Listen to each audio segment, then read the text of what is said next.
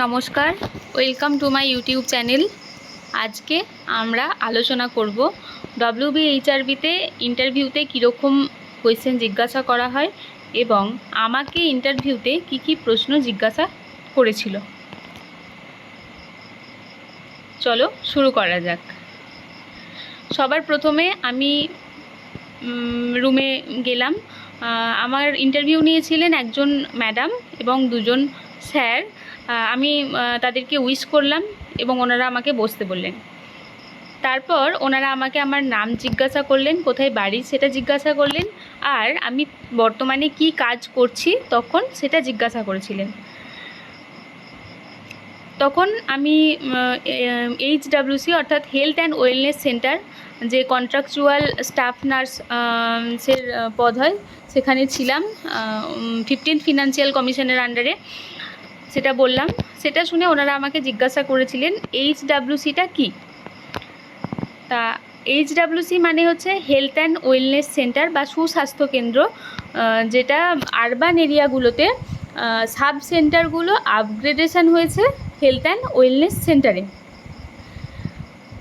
কেন না, আরবান যে PHC সেটার থেকে যে অনেকটা রিমোট এরিয়ার যে পপুলেশনটা সেটা কভার করার জন্য এই সাব সেন্টারগুলো HWCতে আপগ্রেড হয়েছে, যাতে করে আমরা একটা কম্প্রিহেন্সিভ হেলথ কেয়ার প্রোভাইড করতে পারি ওই রিমোট এরিয়ার মানুষদেরকে। এটা তারপর আমাকে জিজ্ঞাসা করেছিলেন যে স্টেজেস অফ নর্মাল লেবার বলতে কী বোঝো এবং সেটা ব্যাখ্যা করো। আমরা জানি যে নর্মাল লেবারের মেনলি 4টে স্টেজ আছে। স্টেজ 1 যেটা হচ্ছে ট্রু লেবার পেন শুরু হওয়া থেকে ফুল ডাইলেটেশন অফ দ্য সার্ভিক্স অর্থাৎ 10 centimetre dilatation of the cervix পর্যন্ত, সেটাকে আমরা স্টেজ 1 বলি। এই স্টেজ 1 ফেজটা প্রাইমি মাদের 12 ঘন্টা সময় লাগে, আর মাল্টিগ্রাভিডা মায়েদের 6 ঘন্টা সময় লাগে। এবার হচ্ছে স্টেজ 2। স্টেজ 2টা হচ্ছে full dilatation of the cervix থেকে ends with expulsion of the foetus from the birth canal. এটা হচ্ছে স্টেজ 2। স্টেজ 2টা দুটো ভাগে বিভক্ত, একটা হচ্ছে প্রোপালসিভ ফেজ আর একটা হচ্ছে এক্সপালসিভ ফেজ। প্রোপালসিভ ফেজ কোনটা না,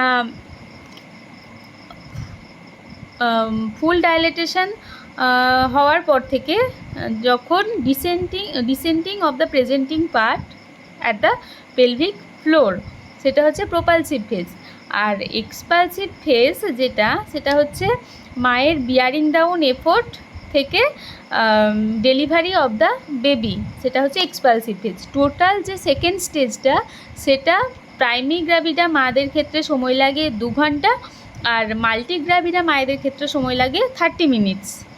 আর স্টেজ 3 সেটা হচ্ছে after expulsion of the foetus এবং ends with expulsion of the placenta and membrane.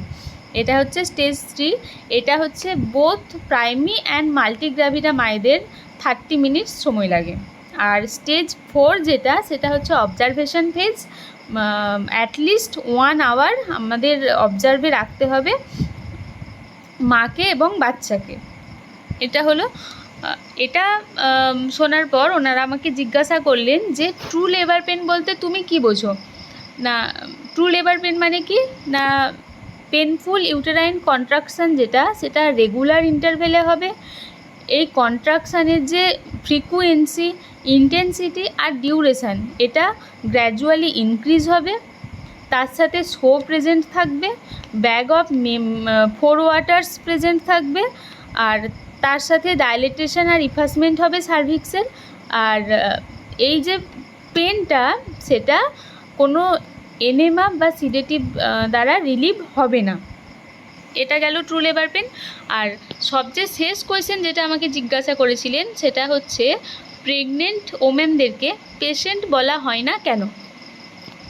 না, আমরা পেশেন্ট তাদেরকে বলি যারা ইলনেস বা ডিজিজ নিয়ে আমার কাছে আসছে, কিন্তু প্রেগনেন্সিটা কোনো ডিজিজের মধ্যে পড়ে না বা ইলনেস নয়। এটা একটা নর্মাল ফিজিওলজিক্যাল ফেনোমেনা, যেটার মধ্য দিয়ে মেয়েরা মাতৃত্ব লাভ করে। তাই জন্য আমরা প্রেগনেন্ট ওম্যানদেরকে পেশেন্ট বলি না, বরং মা বলে ডাকি।